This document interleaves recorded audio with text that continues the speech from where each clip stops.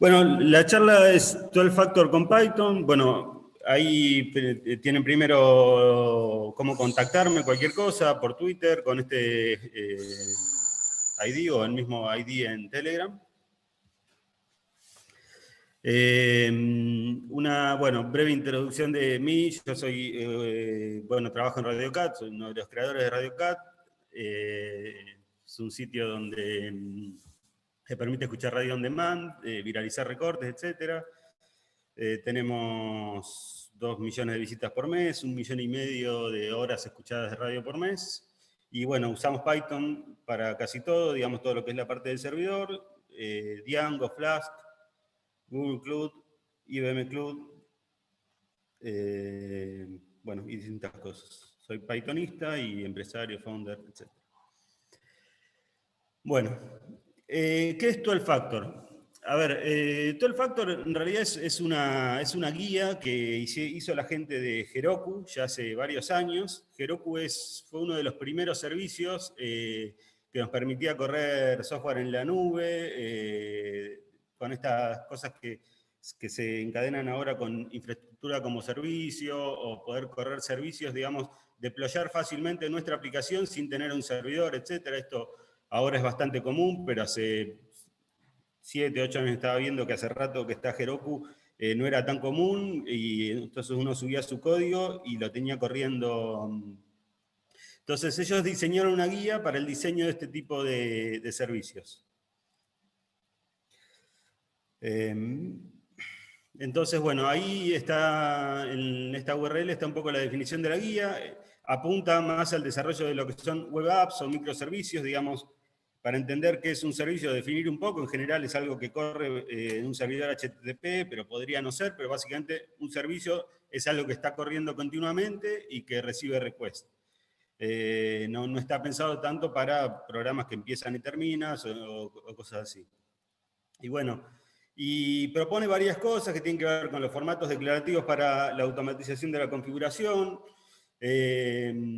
la portabilidad del sistema operativo. En sí es una guía, una serie de guías, y la idea de esta presentación es pasar por cada uno de esos puntos, de esos 12 puntos, que bueno, algunos son, digamos, no son necesariamente tan novedosos, o sí, pero bueno, la idea a mí me pareció interesante cuando la vi toda junta, porque es una serie de conceptos que hacen a las buenas prácticas cuando uno está desarrollando servicios que van a empezar a correr, bueno, o en la nube dentro de Docker o Kubernetes, o que los tengo que poder deployar fácilmente, etc. La guía es más bien neutra, es agnóstica de la tecnología, es decir, no propone una tecnología en particular. Acá lo voy a dar un poco cómo se aplican cada uno de estos puntos a Python y a Docker. A Docker, Kubernetes, etcétera, que son un poco más las herramientas que yo uso. ¿Alguna confirmación nomás? Un sí, se está escuchando para ver si no estoy hablando solo. Se escucha perfecto. Bueno, bárbaro. Bueno, entonces, la idea de la presentación es eso, ir pasando por cada uno de estos puntos y ver cómo esos se aplican al entorno de desarrollo en Python. Bueno, esto es un poco las distintas características de 12 Factor. El otro interesante, digamos, que escalan horizontalmente. Eso es algo interesante para todo lo que son servicios, porque escalado horizontal significa que si yo tengo que atender, no sé, 1000 requests, tengo, no sé, un servidor. Y si tengo que atender 2000 requests, el escalado horizontal sería por ahí agregar 2 servidores, o 3, o 4, o 5, pero varios en paralelo, digamos. En cambio, lo contrario del escalado horizontal, cuando no es posible, es el escalado vertical. Es decir, si yo necesito escalar, atender a 10.000 requests, tengo que tener un servidor 10 veces más caro. Y a veces eso no es tan fácil como tener 10 servidores. Entonces, es interesante siempre para todo este tipo de aplicaciones que escalen horizontalmente. Digamos, son todos esos conceptos que llevan el tema de usar Docker, Kubernetes, etc. Yo voy a mencionar un par de veces Docker, Kubernetes, no da el tiempo para explicar qué es, y además no hay mucha interacción acá, así que, bueno, después ténganlo en cuenta. Igual no necesariamente hay que conocerlo, pero bueno, tiene que ver con todas las formas de correr microservicios actualmente. Bueno, vamos por los puntos. Algunos los voy a pasar medio rápido porque son medio genéricos. Por ejemplo, bueno, es decir, un código base, una de las reglas es, bueno, un código base para múltiples despliegues. Básicamente se trata de tener un solo repositorio y no, digamos, no estar teniendo múltiples códigos de acuerdo a que si tengo múltiples instancias de mi servicio. Es decir, yo tengo mi servicio que, no sé, supongamos que tuviera un servicio, no sé, como algún tienda nube, un servicio en la nube, etcétera, y tengo múltiples instancias de eso, bueno, es un solo código y tengo múltiples deploys, y en todo caso lo que van a cambiar son sus configuraciones. O lo mismo también para correr en un entorno o en otro.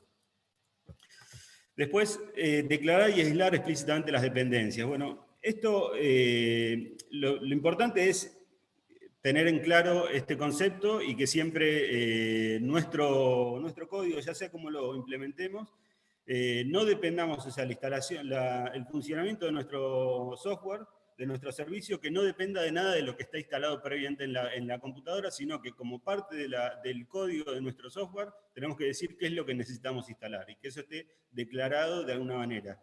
En el caso de Python, la herramienta para el manejo de dependencias, la principal es pip, para instalar las dependencias. Tenemos virtualenv, y hay distintas herramientas en Python para el manejo de dependencias, para aislar las dependencias de otros proyectos de la misma máquina. Bueno, en el caso de pip, algunas de las limitaciones que tiene que ver con el tema de la parte que es compilado, etc. Hay otras herramientas. Y, bueno, la forma por ahí, lo que yo estoy viendo ahora actualmente como más interesante, y tiene que ver también con cómo finalmente el código corre en producción, es usar Docker como forma de aislación, de aislar esas dependencias. Es decir, como todo mi código va a correr adentro de un contenedor Docker, ahí es donde instalo las dependencias y listo.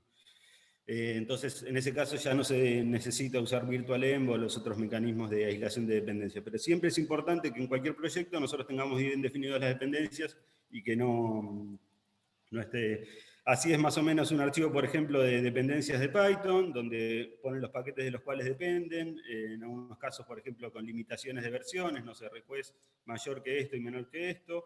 Puede ser, el pip maneja también traer cosas desde repositorios de GitHub con determinado formato y te los instala también como dependencias. Bueno, son varias cosas que permite. Y también es interesante tener separado lo que son dependencias de producción y dependencias de desarrollo. Es decir, en desarrollo por ahí vamos a necesitar otras cosas, como por ejemplo Factory Boy para test, o ePython, o Coverage para hacer coverage de test, pero esas no queremos que después estén en nuestro build de producción, donde no se van a usar y van a engrosar el tamaño de la imagen. Entonces siempre está bueno que estén separados.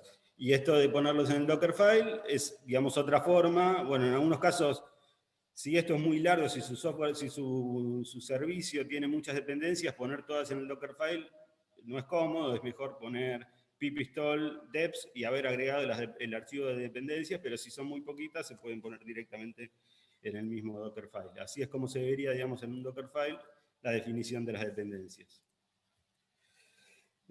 Bueno, las configuraciones. Este es uno de los puntos, creo que el más conocido de 12 Factor, casi que cuando uno habla de 12 Factor, se habla de esto, es las configuraciones, guardar la configuración en el entorno. En el entorno se definen las variables de entorno.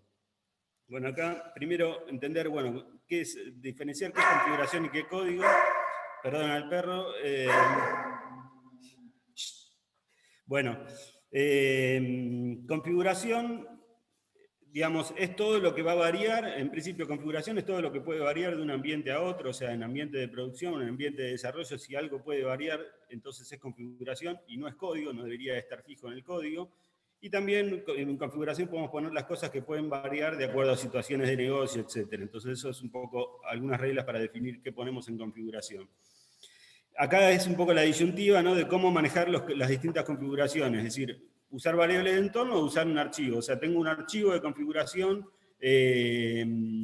con todos mis settings de producción y un archivo de configuración con todos mis settings de desarrollo. Bueno, y entonces, en el momento en mi entorno de producción, levanto el repositorio y además le copio un archivito con todos los settings y listo. Bueno, la ventaja de usar variables de entorno es que nos permite mayor granularidad, que nosotros podemos cambiar una sola variable y no todo junto, es decir, y no tenemos que andar parchando archivos. Esto, digamos, si hoy vemos mucho de la historia de Linux y de Unix estaba pensado donde toda la configuración se llevaba a través de archivos,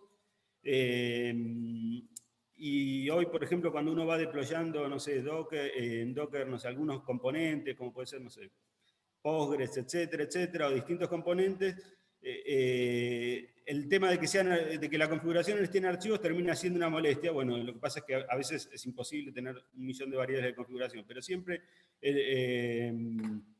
lo ideal sería tener todo como variables de entorno. Entonces, bueno, podemos tener ahí algunas variables definidas en el Dockerfile, podemos tener en el archivo de environment, y acá quiero recomendar una librería que está muy buena para el manejo de variables de entorno, para leer las variables de entorno en Python, que es la librería Environs. Es una librería muy chiquita, que acá algunos ejemplos, digamos, nos permite, por ejemplo, si yo tengo una variable de entorno, bueno, en este caso definirla con un default, definir una variable si es de tipo entero, definir variables, por ejemplo, de tipo booleano, que me las va a leer de acuerdo si después yo defino debug igual yes, o igual 0, o igual 1, etc. Tiene esas cosas que nos van a simplificar el manejo respecto de lo que sería, digamos, la forma cruda de elaborar con variables, que pedirle al módulo import OS, o environment, etc. Es un diccionario medio crudo. Esta librería, que es bien livianita, nos permite manejarnos un poco mejor.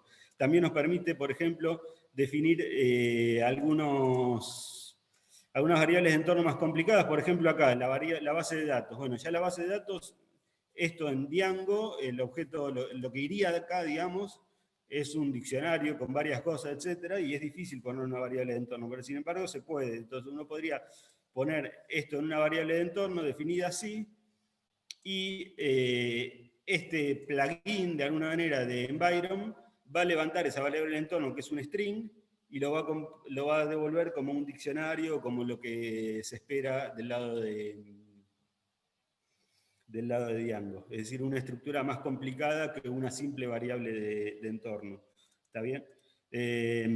Lo mismo también, bueno, acá en algunos casos uno, bueno, necesariamente tiene que poner algunas cosas en un archivo externo. También yo acá, por ejemplo, uso una especie de plugin, un conversor de estos de environment, que me permite leer la configuración de un archivo externo, digamos. Entonces yo le defino en un archivo externo, no sé, todo un diccionario completo que tiene varios niveles, y lo voy a leer igualmente como desde una variable de entorno, porque a través de la variable de entorno twitterouts le voy a decir el path del archivo, y esto me va a terminar leyendo un objeto Python más complejo, que puede ser una lista de diccionarios o una lista de varias cosas. ¿Está bien? Bueno, después, otro de los puntos, tratar a los backend services como recursos conectables. Es decir, nunca asumir los backend services son, por ejemplo, yo corro, no sé, una aplicación web, tengo la base de datos, Rabbit, el SMTP, etc. Pensar que nada de eso va a estar, o sea, no suponer que nada de eso está local, sino que conectarlo todo a través de configuración.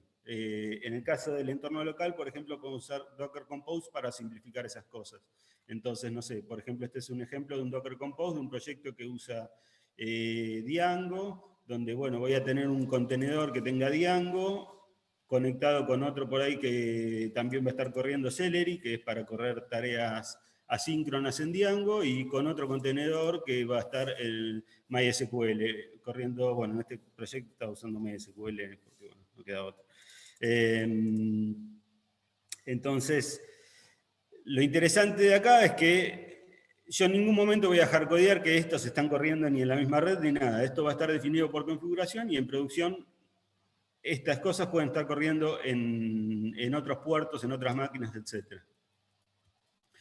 Bueno, después, separar completamente la etapa de construcción y de ejecución. Eso se realiza mucho, digamos, se ve mucho más claro con el tema de Docker, ¿no? Cuando uno trabaja con una imagen de Docker, explícitamente tiene un momento, una instancia de build, donde yo tengo un código, el código por ahí tiene cosas que se tienen que generar. Por ejemplo, no sé, en el caso de Django, nuevamente, tenemos, por ejemplo, los mensajes localizados, o sea, los archivos de mensajes de traducciones, que en el código fuente los tenemos escritos en castellano, etcétera, pero en producción se usan unos archivitos compilados. Entonces hay una instrucción de Django que es compile messages, que transforma esos archivos no me acuerdo cómo era la extensión, en .mo. Bueno, eso es una parte de la etapa de build. Eso se va a hacer dentro del Dockerfile, de la misma manera que, por ejemplo, juntar todos los static en una misma estructura de directorio, etcétera. Todo eso se va a hacer dentro de la etapa de build. Y en el momento de ejecutarlo ya tengo la imagen con todo eso compilado, es decir, no lo tengo que... bueno, esto era un poco, en el caso de Django también, el tema de... esto ya corriendo dentro de Kubernetes, que es otra forma de correr contenedores, usar el tema de containers, por ejemplo, para tareas como puede ser el migrate de Django. Bueno, después otra de las recomendaciones que es interesante es decir, ejecutar la aplicación como uno o más procesos sin estado. Y acá lo importante es esto de sin estado. Después el tema de los procesos va a venir en otro punto.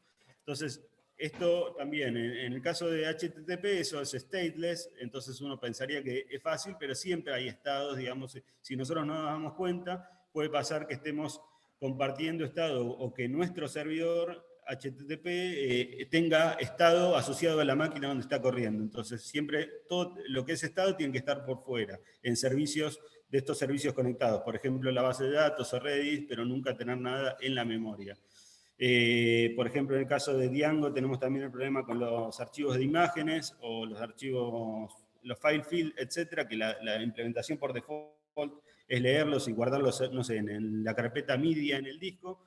Bueno, tenemos paquetes que nos permiten hacer que, digamos, si yo defino un image field y en mi entorno de desarrollo está bárbaro, me lo guardo en mi directorio, pero en producción por ahí yo voy a usar Django Storages para que eso me lo guarde en una nube, por ejemplo, en un bucket de S3 y los archivos de imágenes que se suben no queden en la máquina, justamente porque para poder hacer esto de deployar nuestras aplicaciones en entornos serverless o en entornos con contenedores, etcétera, no tenemos que tener nada como en estado, o sea, no depender de ninguna manera del file system o de la memoria o de nada que refiera el estado del proceso.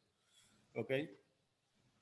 Bueno, este es otro punto también medio pago, no pago, pero es algo que hoy ya está bastante obvio, pero por ahí en el momento que se hizo esta guía, por ejemplo, teníamos que PHP, que era una de las herramientas más usadas, corría dentro de Apache, como dentro del mismo proceso del servidor HTTP, y eso tiene sus problemas. Entonces, siempre en nuestros servicios es mejor que corran como una cosa individual, accesibles a través de un puerto. Eso se logra en el caso de por ejemplo, usando G-Unicorn, entonces corriendo Django con G-Unicorn. Entonces, nuestro servicio va a estar exportado en un puerto, y después eso sí lo ponemos detrás de un servidor Nginx o lo que sea, pero siempre nuestro servicio va a estar expuesto a través de un puerto. No va a estar conectado necesariamente, de estar corriendo el mismo proceso que otro componente que no es el que nosotros programamos, como puede ser Apache o Tomcat. Otro punto interesante es el de la concurrencia. Dice que esto hace también a que podamos escalar escalar horizontalmente y que podamos evitar problemas como pueden ser los relacionados con usar threads. O sea, si nosotros usamos threads, en el modelo de concurrencia con threads, el procesador nos puede llegar la interrupción en cualquier momento, podemos tener estados no deseados y entonces no está bueno. Entonces, escalar siempre mediante el modelo de procesos, es decir, si necesito atender a 1000 requests, bueno, por ahí levanto 1000 procesos, bueno, no 1000 procesos, varios procesos, que en el caso de Kubernetes va a ser un contenedor con un solo proceso y múltiples réplicas de ese contenedor. En el caso, por ejemplo, de Celery, es interesante. Celery es un paquete para manejar tareas en background. Celery tiene sus modelos de concurrencia que nos permiten correr múltiples tareas con múltiples workers, es decir, cada worker es el que ejecuta una tarea, y uno podría decirle que ejecute varias, etcétera. Bueno, cuando ya vamos a un modelo de concurrencia donde lo podemos correr esto dentro de un Kubernetes que nos va a administrar el tener múltiples contenedores, es interesante esta opción de Celery que nos permite correr en un solo thread, en el mismo thread principal. Es decir, decirle a Celery básicamente no te ocupes vos de la concurrencia. Yo si necesito hacer varias tareas en background al mismo tiempo, levanto múltiples Celerys y listo. Esto, digamos, lo venimos usando así y funciona bastante bien.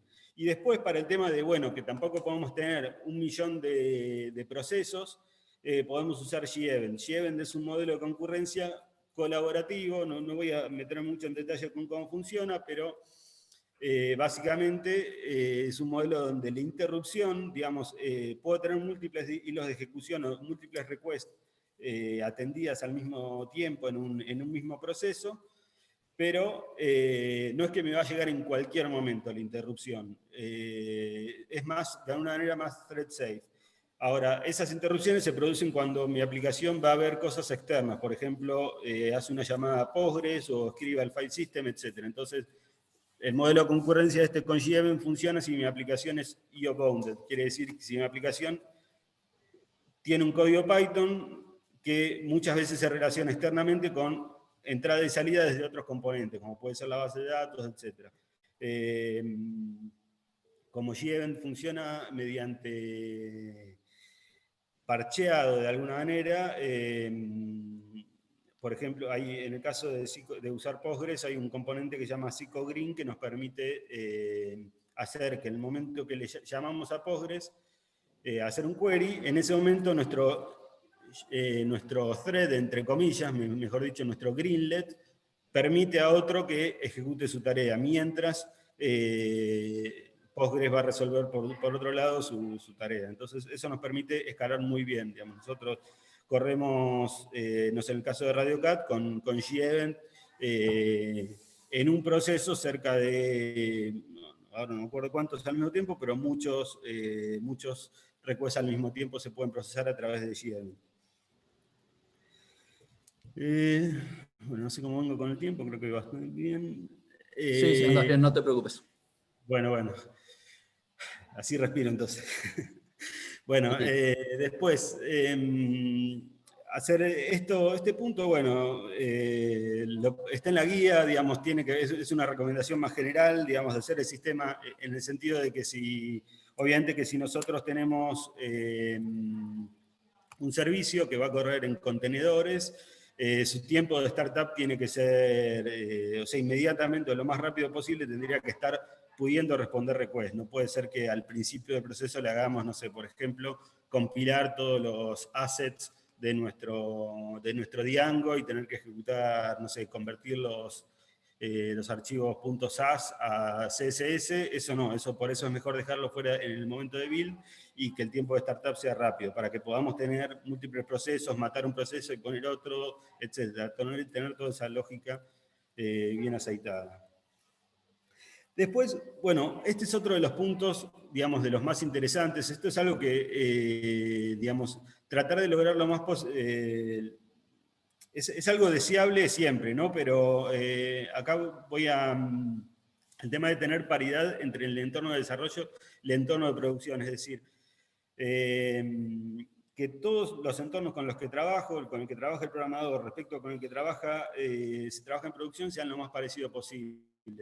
Es interesante porque acá hay 3 gaps que nosotros tenemos que tratar de que sean lo más chicos posibles. El gap de tiempo quiere decir que el tiempo entre que nosotros hacemos algo que funciona en desarrollo y que está en producción, tenemos que tratar de que sea lo más chico posible. Después, otra cosa que deberemos tratar de lograr es reducir el gap de personal, es decir, que la persona que desarrolló y lo tiene funcionando en desarrollo, que después no requiera que otra persona con otros skills diferentes sea la encargada de poder deployarlo en producción, es decir, de que el mismo código me sirva para las dos cosas. Y en tercer lugar, el gap de herramientas, es decir, no tener mi entorno de desarrollo, no sé, estar trabajando, por ejemplo, con SQLite y después en producción está trabajando con Postgres. Y entonces nos puede pasar que en desarrollo no funcionaba bien porque, no sé, usábamos algo específico de SQLite y en producción pincha y nos dimos cuenta cuando se cayó todo el sitio. Entonces, tratar de achicar esos gaps lo más posible.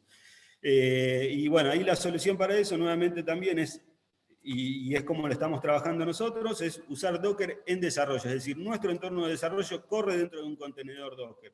Y por ahí lo siguiente acá es, bueno, y después en producción corremos con Kubernetes, que es un orquestador de contenedores Docker.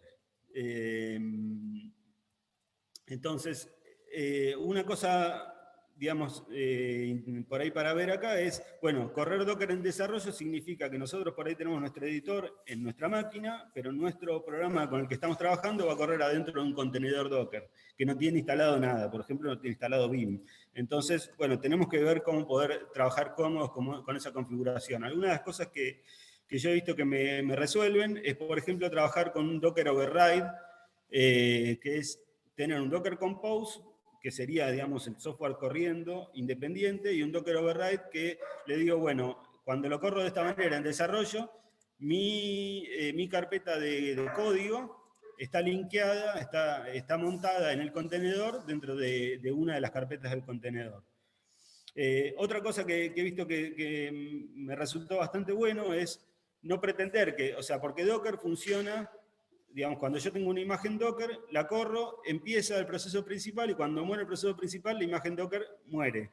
Y eso a veces no es cómodo para el desarrollo. Entonces, una alternativa es agarrar y poner que el proceso principal, cuando estoy corriendo el desarrollo, el proceso principal sea un loop infinito y correr el servidor de Django, etcétera, sean tareas que yo voy a correr con Docker exec.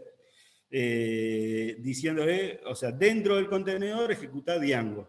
Veo que hay un error, cancelo y levanto de nuevo el Docker exec. O abro un shell o lo que sea. Cualquier cosa que quiera abrir, ya lo corro sobre un contenedor que está levantado por siempre. Eso termina siendo bastante cómodo. Y después otra cosa interesante para esto de los gaps de herramientas es el tema, por ejemplo, de usar Postgres. Cuando yo trabajo en desarrollo y sobre todo cuando quiero correr test, levantarme un Postgres que esté contra un memdisk. Si yo trabajo con una base de desarrollo y no me interesa que mis bases de datos persistan, etcétera, puedo trabajarla contra un memdisk y de esa manera va a ser mucho más rápido y los tests van a correr mucho más rápido. Entonces, no sé, algo de lo que hacíamos nosotros antes de empezar a trabajar de esta manera era correr los tests con SQLite, porque con Postgres tardaban 1000 años. Pero después nos pasaba que teníamos ese gap de herramientas, es decir, algunos tests funcionaban bien cuando los corríamos en SQLite y después cuando los corríamos en Postgres pinchaban. O había cosas que eran específicas de Postgres que no las podíamos correr en SQLite. De esta manera, al usar la misma herramienta, pero con estas restricciones de levantar Postgres en memoria, nos permite correr los tests mucho más rápido. Entonces, también, bueno, en el Dockerfile, bueno, uno hace algunas cosas. Entonces, por ejemplo, en el caso de usando los parámetros que tiene Docker nos permite tener una imagen un poquito diferente si el entorno no es el de producción y, por ejemplo, en esta imagen un poquito diferente instala las dependencias de testing. O, por ejemplo, en el entorno de desarrollo tengo un manage porque, bueno, tengo algunas cosas. Y otra cosa que también, digamos, para poder trabajar cómodo con Docker en desarrollo, hay un paquetito que armé yo que está basado en Invoke, que Invoke es como son tareas de Invoke. Invoke es una librería de Python, medio como un componente ahora de lo que era Fabric, que es de alguna manera una forma más pythónica de hacer shells, de hacer lo que uno haría antes en Bash. Y dentro de esta librería hice algunas cosas para hacer un poco más rápido. Es decir, si yo quiero levantar Django, hago env Django y no tengo que hacer docker, exec, -it, no sé cuánto. O sea, la idea es correr las cosas en el contenedor, pero poder manejarlos desde nuestra terminal lo más cómodo posible. Entonces acá hay algunas cosas que están automatizadas, por ejemplo, abrir un shell de Django, abrir un shell de Python, correr migraciones, etcétera, todo desde nuestro entorno de trabajo. Correrlo dentro del contenedor, eso está automatizado por esta librería. Después, bueno, tratar los logs como un stream de eventos. Esto también es otra recomendación interesante, es decir, no preocuparnos por dónde guardar los logs. Bueno, en principio, la librería de Python está muy buena para extraernos de eso. O sea, es una librería tiene una curva de aprendizaje un poco complicada, pero en mi opinión, pero está buena, digamos, por la posibilidad que tiene de poner distintos handlers, etc. Pero lo importante es que en nuestro código no tenemos que preocuparnos de dónde van los logs y que la práctica mejor es que los logs vayan a la salida estándar. Y después otro componente se ocupará de enrutarlos, guardarlos, hacer log rotate o capturarlos para algún sistema de recolección de logs, etc. Y acá para agregar, bueno, por ejemplo, como digamos ya corriendo en la nube, tenemos servicios como Stackdriver, que es el que viene por default en Google Cloud, o usar Elastic Stack o cualquier cosa de recolección de logs. Pero todo eso funciona sobre la base de que nosotros directamente no nos preocupamos y todo lo que tiene que emitir mi programa lo emite a la salida estándar. Y acá una librería interesante que está buena para un poco una transformación que se está dando con el tema de los logs, es StructLog. Es una librería, no es la librería, funciona bastante bien con la librería estándar, pero es una librería de logueo estructurado que me permite loguear mensajes, pero además a mis mensajes agregarle otros campos que no son el mensaje. Entonces, y tiene una cosa interesante que es el binder. Entonces, por ejemplo, bueno, acá lo estamos viendo, al final termina generando un mensaje y uno dice, bueno, ¿para qué usar una librería para generar un mensaje? Bueno, en realidad esto, si nosotros lo configuramos con salida JSON, nos genera un JSON, que después es más fácil para que ese log después lo capturemos, no sé, con Elastic Stack o cualquier cosa que nos permita procesar nuestros logs y hacer estadísticas. Por ejemplo, no sé, todas las actividades del usuario, dame todos los logs relacionados con el usuario Anonymous, o todos los logs relacionados con tal. Esa librería es muy interesante la explicación que tienen ahí, el por qué esta librería. Dice, bueno, los logs, como los pensamos siempre, como los pensamos toda la vida, estaban pensados para que los logs se iban a leer por humanos, o sea, eran texto porque era algo que tenía que leer un humano, y en los logs, en la línea de logs ya estaba toda la información, o sea, el programador sabía toda la información que era necesaria tener para el log.